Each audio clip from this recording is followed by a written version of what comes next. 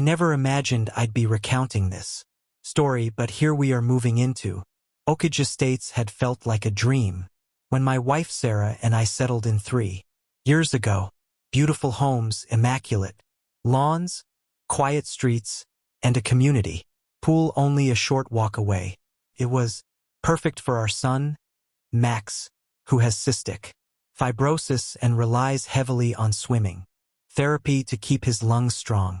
What we didn't anticipate was Karen Willoughby, the HOA president, who treated the neighborhood like her personal kingdom. Karen was the living embodiment of suburban entitlement. Mid-50s, a flawless blonde bob that never shifted out of place, designer sunglasses permanently perched on top of her head, and a voice sharp enough to cut through sheet metal whenever she discovered something that violated her sacred HOA rule book. And believe me, she worshipped that rule book. I swear she slept with the bylaws under her pillow. The regulations are what preserve our property values. She would lecture at monthly meetings, speaking slowly as if explaining basic arithmetic to toddlers. Without proper enforcement, this community would descend into chaos. My first encounter with Karen was relatively harmless. I had installed a small ramp at our front entrance to help Max on days when his equipment made it difficult to navigate the steps. The contractor assured me it complied with all city codes, but that didn't stop Karen from strutting up our driveway early one Saturday morning, clipboard clenched in her hand like a weapon. "Excuse me," she said, her tone sugary, in a way that clearly wasn't sincere. "I don't recall the architectural review committee approving this modification." She flicked her wrist toward the ramp as though it were an unsightly pile of junk, ruining her perfect neighborhood aesthetic. I explained calmly that it was a medical necessity for my son, and even showed her the relevant section of the Americans with Disabilities Act that protected our right to install reasonable accommodations. She gave me a tight, brittle smile and walked away, but I knew instantly that she wasn't letting it go. Over the next few months, we started receiving violation notices for the most ridiculous infractions. Trash cans were visible from the street for only 30 minutes past the designated window, the shade of white we used to touch up. Our fence trim was apparently eggshell rather than the HOA approved pearl. Personal favorite was when she cited us for excessive medical equipment visible through windows, referring to Max's nebulizer sitting on a table in our living room. I contested every violation with meticulous detail, citing statutes, regulations, and case law where applicable. I'm not a lawyer, but as an engineer I excel at breaking down complicated systems and understanding them inside and out. Karen despised being challenged, especially by someone who seemed to know the rule book almost better than she did. Things escalated dramatically when we installed a small backup generator for Max's medical equipment. Our area experiences intermittent power outages, and we couldn't risk his treatments being interrupted. We followed every city guideline, kept it screened behind a decorative lattice, and the unit was remarkably quiet when running.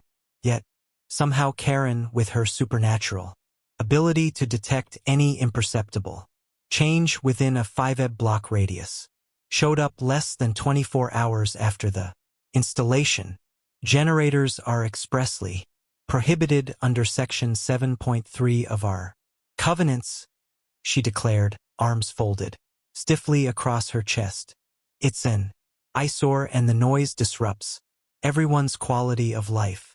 I invited her to listen to it in operation, which she did reluctantly, then pointed out politely that it was quieter than her husband's vintage Mustang he revved every Sunday morning without fail.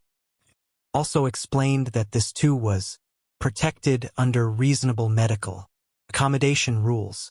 Her face tightened We'll see about that, she muttered with a smile so cold it made my stomach twist. The board meets next week. The board, unsurprisingly, consisted mostly of Karen's friends and people far too intimidated to oppose her.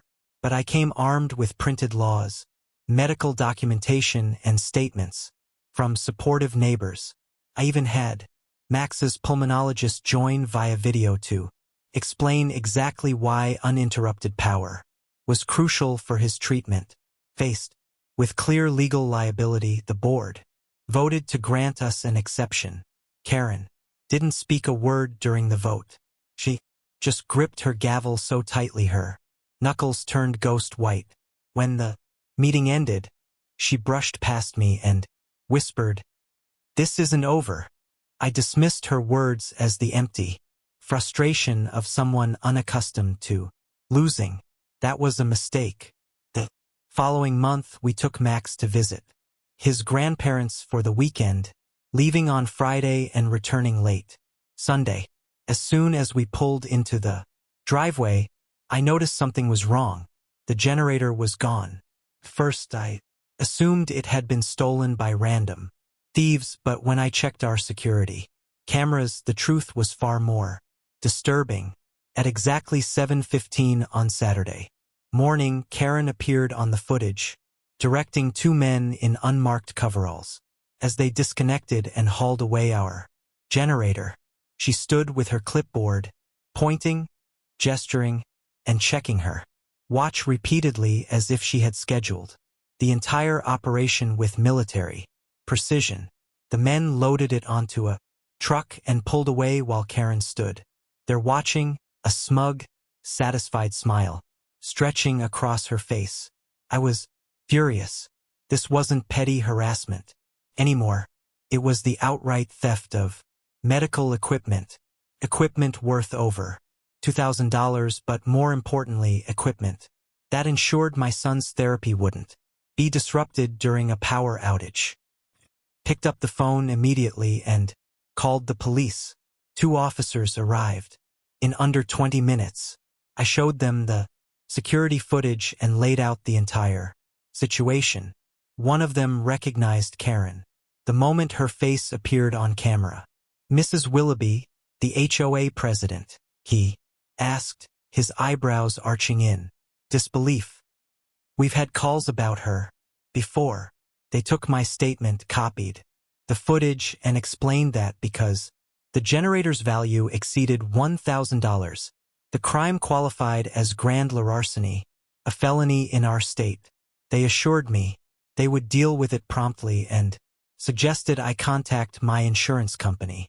In the meantime, less than an hour later, I found myself standing at our living room window watching as a police cruiser rolled to a stop in front of Karen's pristine colonial home 3 doors down. The officers talked with her on the porch for several minutes. Even from a distance, I could see her posture shift, her usual haughty confidence dissolving into visible worry. She gestured wildly, no doubt spinning some elaborate excuse about enforcing HOA rules. The next morning, Monday, I was working from home when loud voices outside caught my attention. I looked out just in time to see Karen being escorted to a waiting police car, her hands cuffed behind her back. The officers weren't rough, but it was clear they weren't buying her version of events. Neighbors poured out of their homes, staring in stunned disbelief as the self-appointed queen bee of the HOA was guided into the back seat of the cruiser. My phone buzzed nonstop with texts from neighbors who had seen the spectacle first-hand.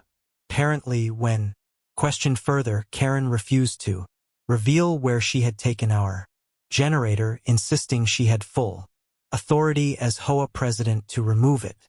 That refusal escalated the situation from a civil dispute to criminal obstruction. Later that afternoon, Detective Rivera followed up with me, explaining what they had uncovered. Karen had hired a landscaping crew to remove the generator, claiming she was authorized by the homeowner.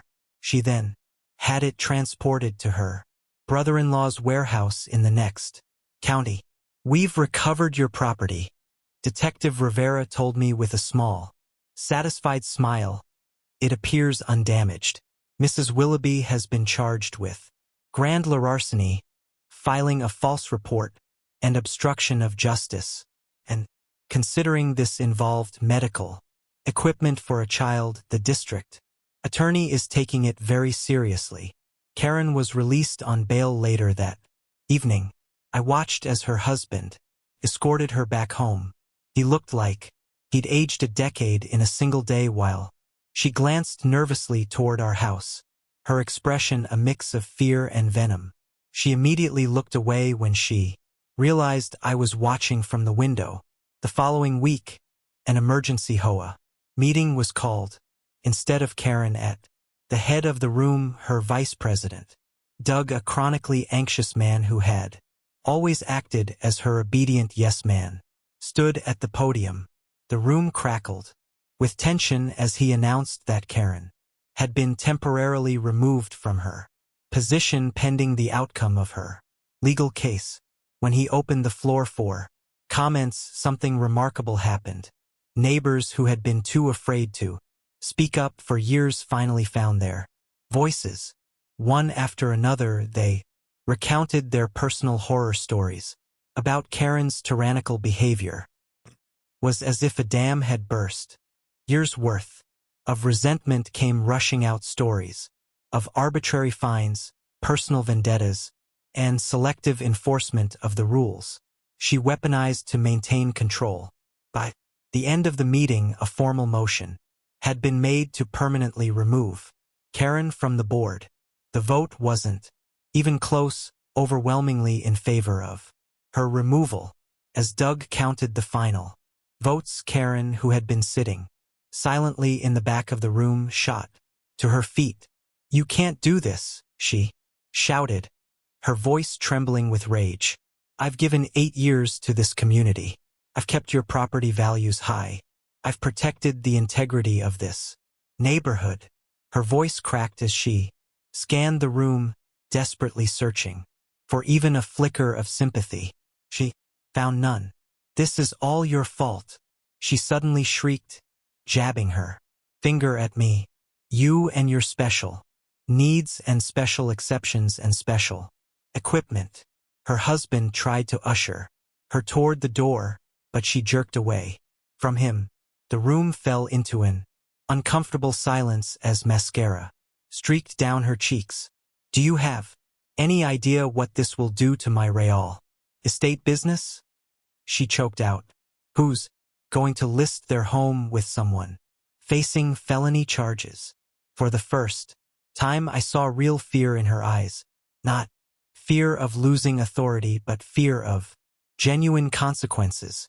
Legal fees would be steep, but the damage to her reputation in our small community might be impossible to repair. Without another word, she spun on her heel and stormed, the door slamming behind her with a final echoing thud that felt like the end of an era. Doug cleared his throat and attempted to move on to the next agenda item, but I barely heard him. Was still absorbing the reality that, after months of harassment, intimidation, and threats, justice had finally found its way to Karen Willoughby, and all it took was her own arrogance leading her to commit a felony against herself. For more shocking neighborhood tales and courtroom-worthy HOA drama, make sure you subscribe to Stories by HOA, where every story hits harder than the last.